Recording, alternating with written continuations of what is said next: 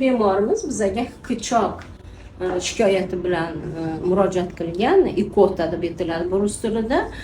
Shu hiqichoq to'xtamasligi va bu bularni juda ham bezovta qilayotganligi. Bular hiqichoq tutgan paytda birinchi terapevtga murojaat qilishgan, gastroenterologga murojaat qilishgan, ular rosa tekshirishgan.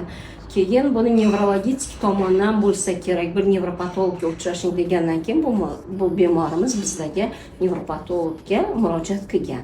Biz bemorni ko'rdik, kuzatdik, shikoyatlarini eshitdik, tashxisimizni qo'ydik va buni haqiqatdan nevrologik ekanligini tasdiqlaganimizdan keyin biz bu bemorga davolash muolajalarini o'tkazyapmiz. Birinchi davolash muolajalarimiz bu igloterapiya, ya'ni refleksiya terapiya hisoblanadi. Bu igloterapiya hiqichoq sindromida juda yaxshi yordam beradi. Buni o'zini qo'yiladigan nuqtalari bor va o'sha nuqtalarga qo'yiladi. Hamda bundan tashqari yana bu bemorimizga bir ikkita dorilar ham beziladi, ular ichiriladi va bu bemorimiz kuzatiladi.